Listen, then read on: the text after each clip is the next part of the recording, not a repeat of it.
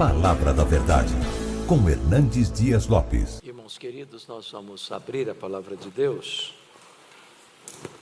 no livro de Apocalipse, capítulo 3. Apocalipse, capítulo 3, versos 7 a 13.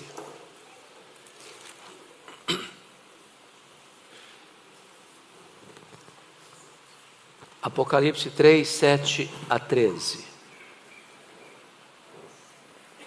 Carta à igreja em Filadélfia. Ao anjo da igreja em Filadélfia escreve: estas coisas diz o santo, o verdadeiro, aquele que tem a chave de Davi, que abre e ninguém fechará, e que fecha e ninguém abrirá. Conheço as tuas obras. Eis que tenho posto diante de ti uma porta aberta, a qual ninguém pode fechar, que tens pouca força. Entretanto guardaste a minha palavra e não negaste o meu nome. Eis farei que alguns dos que são da sinagoga de Satanás, desses que a si mesmos se declaram judeus e não são, mas mentem, eis que os farei vir e prostrar-se aos teus pés e conhecer que eu te amei, porque guardaste a palavra da minha perseverança. Também eu te guardarei da hora da provação que há de vir sobre o mundo inteiro, para experimentar os que habitam sobre a terra.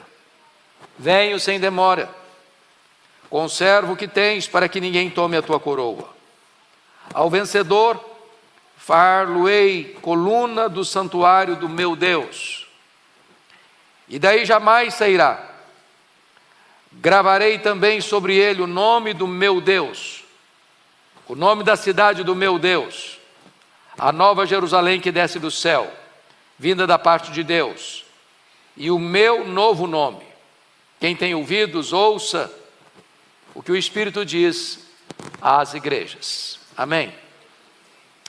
Eu quero conversar um pouco com os meus amados sobre o tema: igreja, olhe para as oportunidades e não para os obstáculos. As 7 cartas enviadas às igrejas têm características bem peculiares. O Senhor Jesus Cristo, dentre as 7 igrejas, elogia 2, sem fazer qualquer censura: as igrejas de Esmirna e Filadélfia. Jesus elogia 4 igrejas, fazendo também censuras a elas. O que ocorreu com a igreja de Éfeso, de Pérgamo, de Tiatira e de Sardes. A uma igreja ele só fez censuras e nem um elogio. É o caso da igreja de Laodiceia. E quando Jesus olha para essas 7 igrejas, ele tem um diagnóstico, talvez um pouco diferente do nosso, porque ele não tem uma opinião, ele tem o diagnóstico. Ele conhece. Ele olhou para a igreja de Éfeso e viu que aquela igreja era uma igreja fiel doutrinariamente, mas tinha perdido o seu primeiro amor. Ele olhou para a igreja de Esmirna, que era pobre, mas ele disse: você é rica. Ele olhou para a igreja de Pérgamo e viu que gente lá se misturava com o mundo, mas tinha gente fiel a ponto de morrer pela sua fé. Ele olhou para a igreja de Tiatira e viu uma igreja se corrompendo moralmente, mas alguns ainda permaneciam fiéis.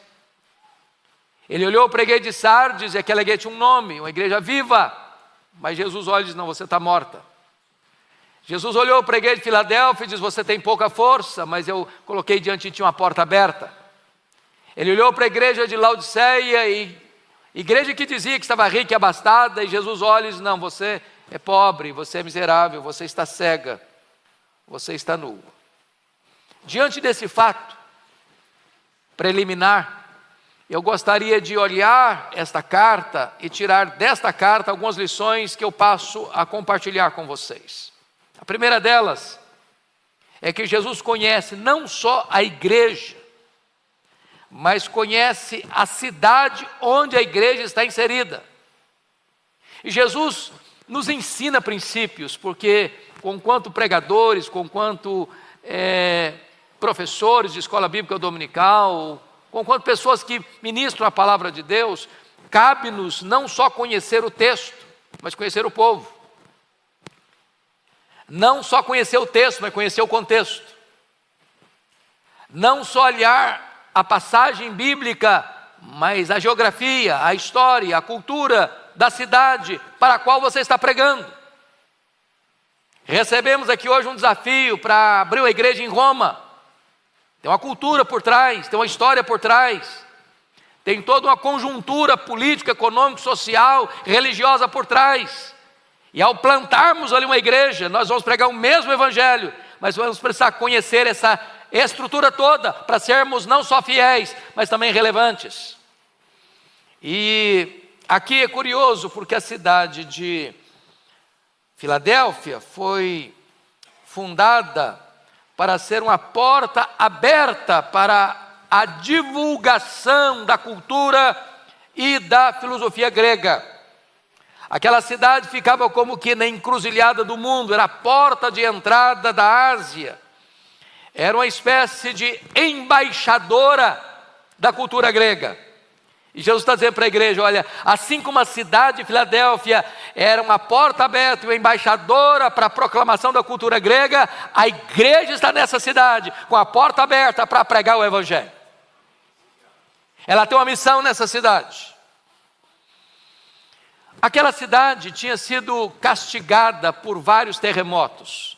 Tanto é fato que pessoas moravam em Filadélfia e alguns deles moravam em tendas improvisadas, com medo de terremotos, paredes rachadas, monumentos quebrados, arruinados. E é diante dessa cidade acostumada com abalos sísmicos, é que Jesus Cristo diz que o vencedor seria colocado como coluna do santuário de Deus, coluna inabalável e inamovível. Portanto, aquela igreja entendia a linguagem de Jesus.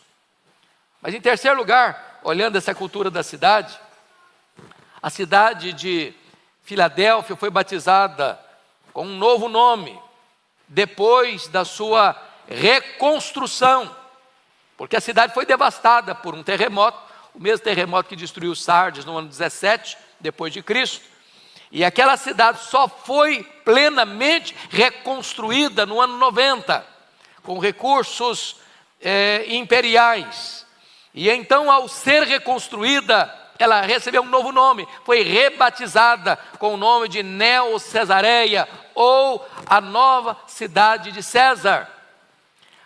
Essa igreja entendia a linguagem que Jesus vai usar, e está postamente lá no verso 11, quando está escrito o seguinte: gravarei também sobre ele o nome do meu Deus, o nome da cidade do meu Deus, a Nova Jerusalém, o meu próprio nome. A igreja sabia o que era isso. O que Jesus está nos ensinando aqui, irmãos? Pegar ganchos da história, da geografia, da cultura, dos fatos que estão ocorrendo, para apresentar com mais clareza, com mais eloquência, com mais pertinência a mensagem do evangelho. Então, o pregador precisa criar pontes de contato na sua comunicação. Segundo ponto que eu chamo a sua atenção é que Jesus conhece a igreja e se apresenta como solução para ela. Primeiro, para uma igreja perseguida pelos falsos profetas, que eram os judaizantes, e você pode perceber isso comigo na linguagem de Jesus, no versículo 9, eis que farei que alguns que são da sinagoga de Satanás, desses que a si mesmos se declaram judeus e não são. O que está acontecendo aqui?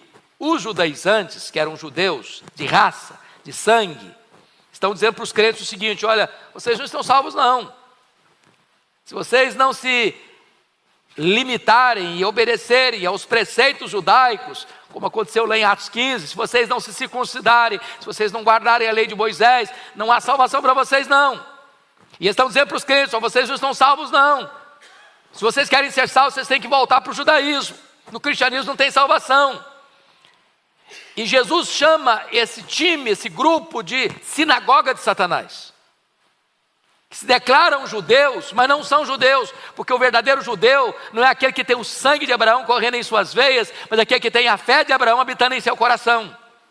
O verdadeiro judeu, espiritualmente falando, é aquele que crê no Senhor Jesus. É aquele que é filho de Abraão pela fé. É o filho da fé. E então, para esta igreja perseguida pela questão religiosa, Jesus vai se apresentar da seguinte maneira no verso 7.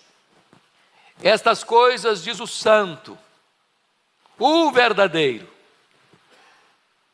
É aquele que é o verdadeiro, é aquele que é o santo separado, é que está se dirigindo a uma igreja tão atacada pelas falsas doutrinas. Jesus está criando pontos de contato.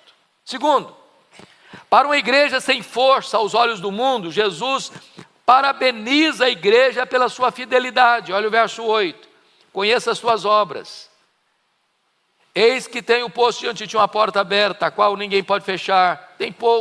Tens pouca força, entretanto guardaste a minha palavra, que não negaste o meu nome. Verso 10, parte A, porque guardaste a palavra da minha perseverança. Notem vocês, a igreja é fraca aos olhos do mundo. Fraca por quê? Fraca porque talvez é pequena. Fraca porque talvez os membros são pobres. Fraca porque talvez os membros dessa igreja são escravos. E Jesus conhece a fraqueza da igreja. Mas ele disse, olha, apesar de vocês serem fracos, vocês têm guardado a minha palavra. Vocês têm sido perseverantes.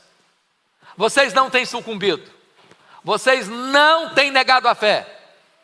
Vocês não têm retrocedido diante das dificuldades, nem das pressões e opressões que vêm sobre vocês. Mas em terceiro lugar, para uma igreja perseguida e odiada pela sinagoga de Satanás, Jesus diz que ela é a igreja amada por Ele. Olha o versículo 9 comigo. Eis que farei que alguns dos que são da sinagoga de Satanás, desses que a si mesmos se declaram judeus e não são, mas mentem, eis que os farei vir e prostrar-se aos teus pés e conhecer que eu te amei. Olha que coisa maravilhosa. O que Jesus está querendo dizer com isso? Não é, a minha vitória vai ter sabor de mel, não. Não é essa a ideia aqui. A ideia aqui é que esta igreja que está sendo acusada pelos judeus, que Jesus chama de sinagoga de Satanás, e não se intimida, não recua, mas permanece fiel, permanece íntegra, permanece obediente, o Senhor Jesus vai fazer que aqueles que estão atacando a igreja, acusando a igreja de ser falsa, de não crer no verdadeiro Deus, de não estar salva, essas pessoas vão ser trazidas pelo próprio Senhor Jesus, para terem que reconhecer que a igreja é verdadeira, é fiel e é amada do Senhor Jesus. Meus amados irmãos, o nosso papel não é tanto nos defendermos, é andarmos com Deus. Porque quando nós andamos com Deus, aqueles que nos criticam e zombam de nós, vão ter que voltar a nós e mudar de opinião a nosso respeito, e saber que nós somos o povo amado de Deus. Nós somos o seu povo, o seu rebanho, o seu corpo, a sua família, a menina dos seus olhos. Mas em quarto lugar, para uma igreja que guardou a palavra de Cristo nas provações, Cristo aguardará das provações futuras. Olha o verso 10 comigo. Porque guardaste a palavra da minha perseverança, também eu te guardarei da hora da provação que há de vir sobre o mundo inteiro, para experimentar os que habitam sobre a terra. Meus amados irmãos, isso é algo tão precioso para nós, porque quem guarda a igreja é o Senhor Jesus. Ontem o pastor Arival, parece que no culto da noite, fez uma declaração. Acho que no culto da manhã, quando estava falando da ceia. A igreja de Deus, ela é indestrutível. Ela não pode acabar. É promessa de Jesus. Ela vai celebrar a ceia até que Jesus volte. Então não vai ter um período da história que lá não tem mais celebração da ceia, porque acabou a igreja na história, acabou. Não acabou não vai acabar não. É impossível acabar. A igreja vai continuar, a igreja vai perseverar, o remanescente fiel não vai dobrar-se. Quando você lê o livro de Apocalipse, você vai ver que o anticristo, está lá em Apocalipse 13, ele vai ser adorado de todas as nações, em todas as nações, por todos os povos, por todas as etnias, exceto por aqueles cujos nomes estão escritos no livro da vida, por aqueles que têm o selo de Deus, ou seja, nenhum crente sequer vai adorar o anticristo, nenhum salvo sequer vai se render ao anticristo, nenhuma ovelha de Cristo, por mais frágil que ela seja, vai ser arrancada dos braços de Cristo. A igreja é guardada pelo Senhor, quem protege a igreja é o Senhor Jesus, foi Ele quem disse, as portas do inferno não prevalecerão contra ela. Nós poderíamos unir a nossa voz a Lutero e cantar, Castelo Forte é o nosso Deus, é o nosso Deus. Nem demônios, nem o mundo, nem o ódio, nem a perseguição, nem a morte podem nos separar do amor de Deus que está em Cristo Jesus, nosso Senhor. Mas há um terceiro ponto que eu quero destacar.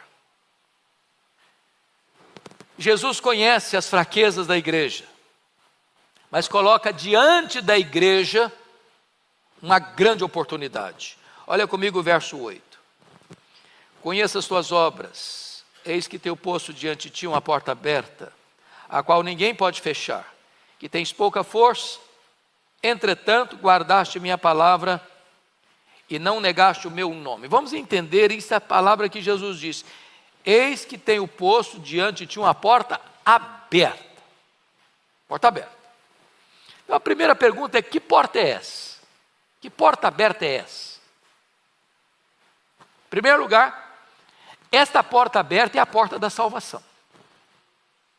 Uma cidade de uma província da Ásia, que tem uma missão de espalhar a cultura grega, uma cidade que ao ser fundada como uma cidade bela, tinha muitos templos aos muitos deuses, aquela cidade era uma porta aberta por Jesus, à igreja, para que a igreja anunciasse naquela terra eivada de idolatria, eivada da cultura grega, a salvação em Cristo Jesus.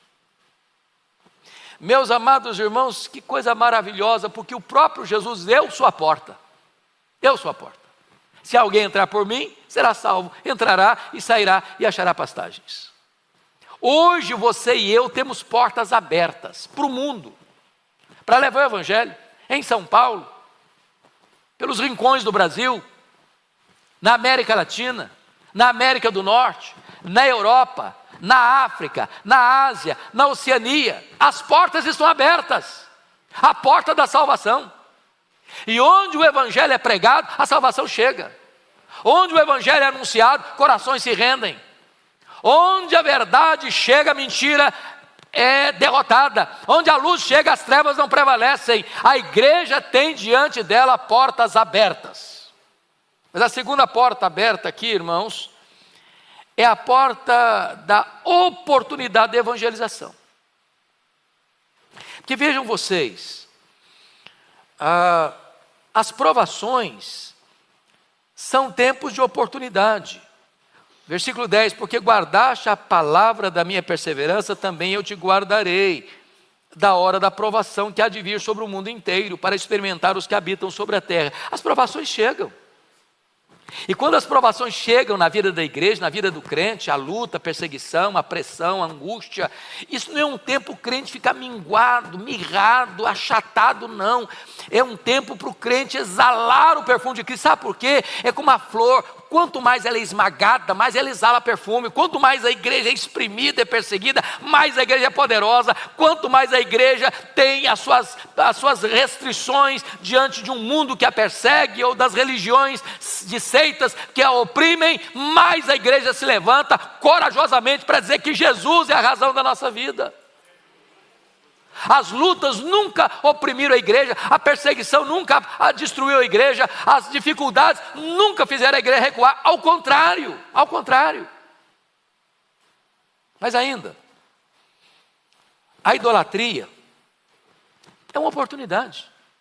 Quando Paulo chegou em Atenas, diz a Bíblia que caminhando pela cidade, olhando, observando os objetos do culto, os templos, os monumentos, tinha mais de 30.000 estátuas dedicadas aos deuses. Quando Paulo chegou lá, diz a Bíblia que o espírito dele se revoltou, mas não se revoltou para ficar assim num canto estoicamente lamentando, não, se revoltou para ir para a sinagoga e falar, se revoltou para ir para a praça todos os dias e discutir com os filósofos, falando de Jesus e da ressurreição.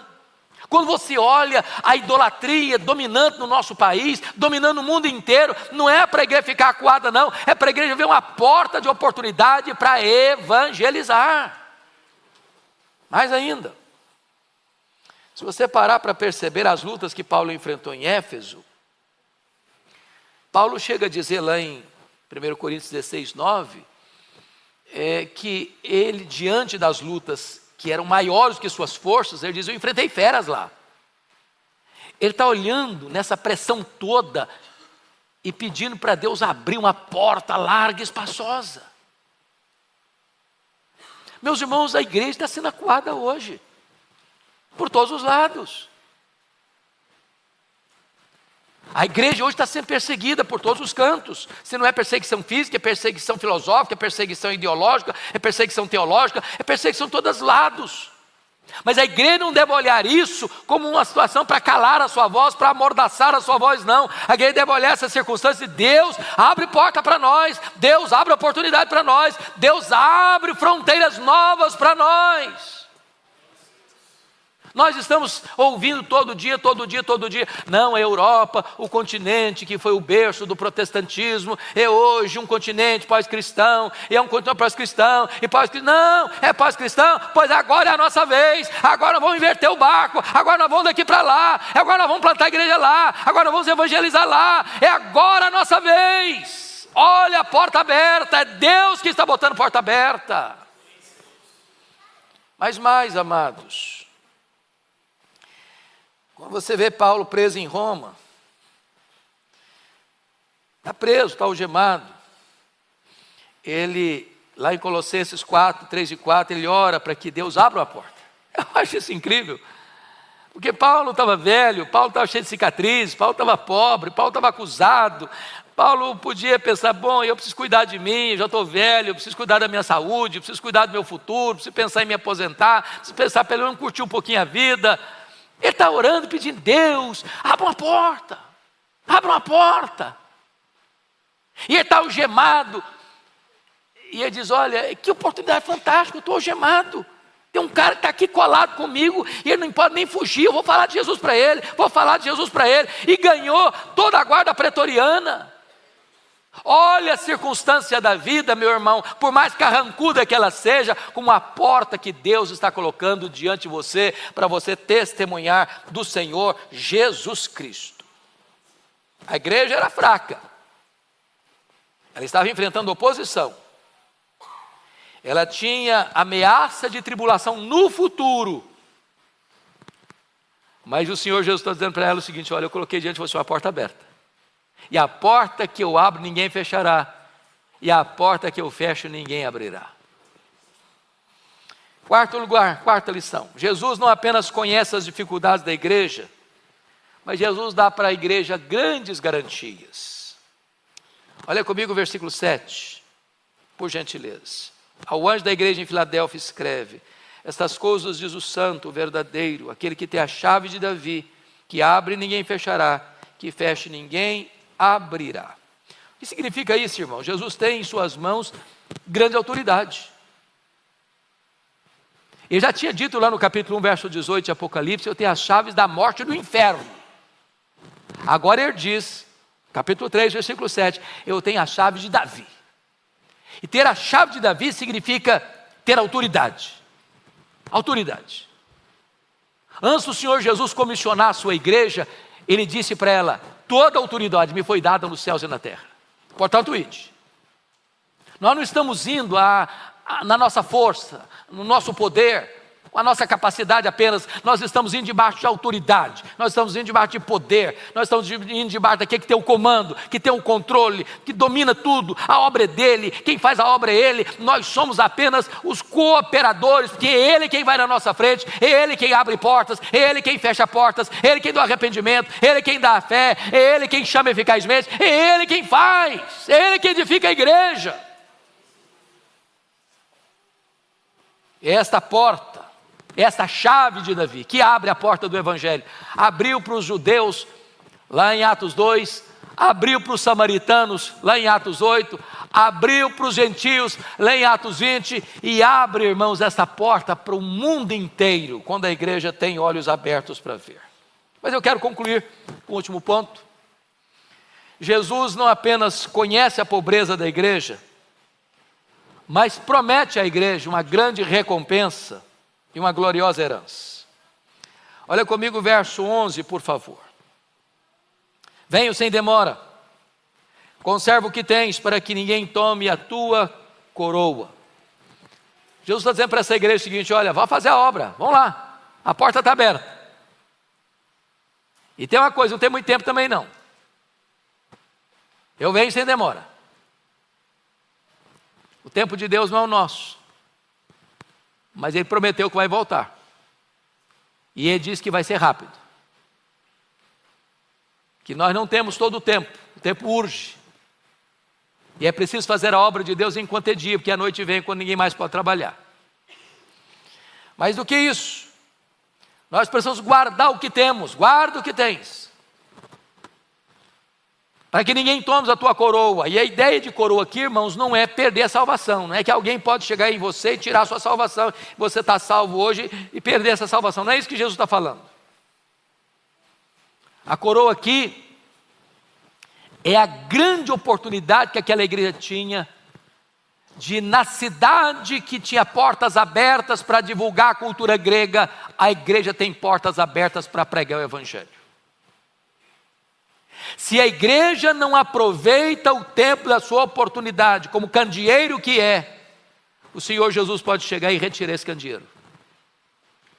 Como fez para a igreja de Éfeso: olha, se você não se arrepender, eu virei a ti e removerei o teu candeeiro. O candeeiro é feito para brilhar, se não está brilhando, não tem importância, não tem relevância, não faz sentido de existir. É como aquela planta que está lá na parábola que Jesus contou, de uma figueira no meio de uma vinha, que o dono veio e procurou fruto, não encontrou. Voltou no outro ano, procurou fruto, não encontrou. Voltou no terceiro ano, não encontrou fruto. E o dono falou: pode cortar. Está ocupando espaço inutilmente, pode cortar. O Senhor está nos dando oportunidades. Guarda o que tens, para que ninguém tome a tua coroa. Seja um crente de verdade, seja um crente ativo, dinâmico, que entenda que você não foi salvo apenas para desfrutar a salvação, você foi salvo também para levar essa salvação a outras pessoas. Você agora que foi alcançado é um enviado, você que foi alcançado pela graça, agora é um embaixador da graça de Deus. Você não pode se calar, você não pode se omitir.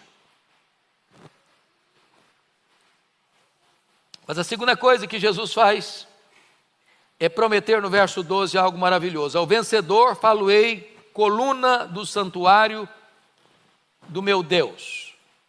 Ou seja, se nós formos frágeis e peregrinos aqui, nós temos a promessa de algo inabalável ali. Se aqui formos peregrinos, lá nós seremos inabaláveis como a coluna do santuário de Deus. Nada nem ninguém pode nos abalar.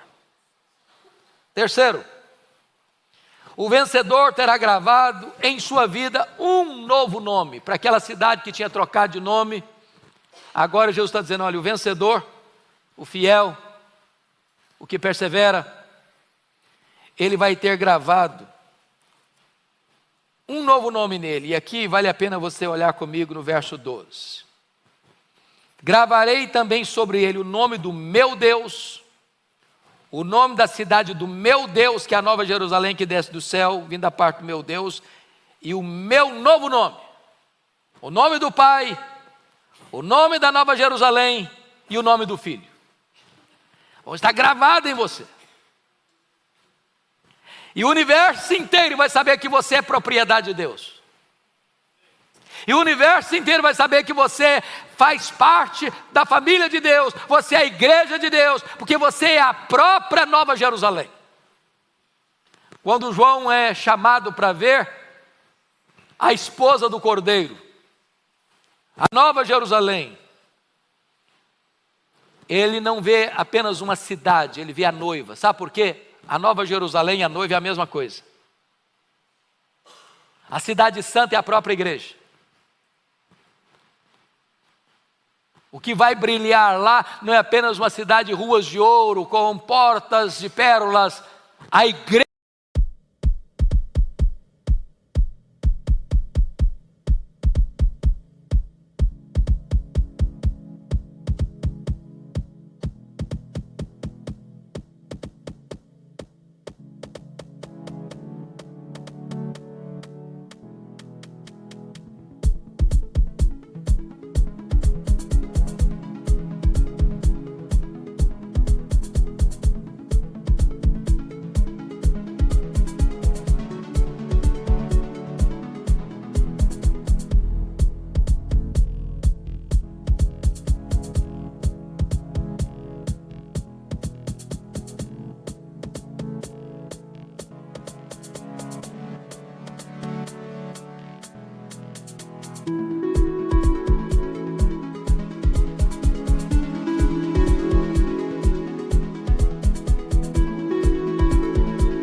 Vai brilhar.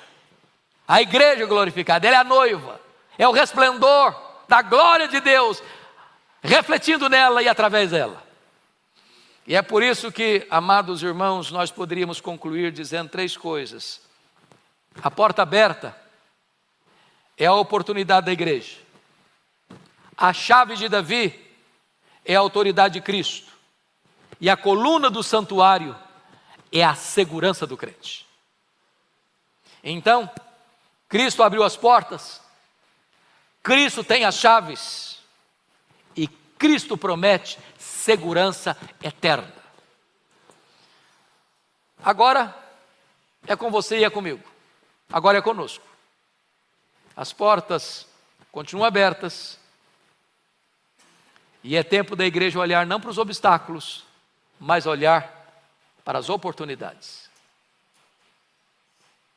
Não é tempo de recuar, não é tempo de se acovardar, é tempo de agir, é tempo de trabalhar, é tempo de abrir os olhos e ver as portas que o Senhor Jesus abriu para nós. Entremos por elas e trabalhemos.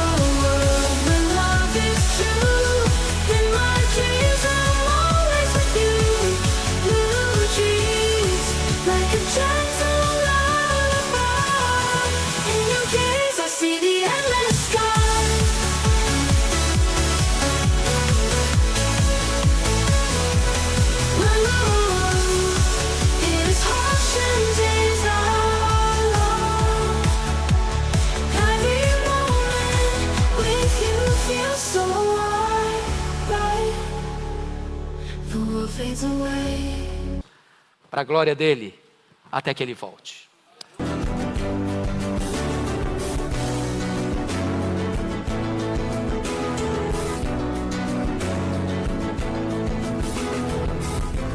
Palavra da Verdade, com Hernandes Dias Lopes.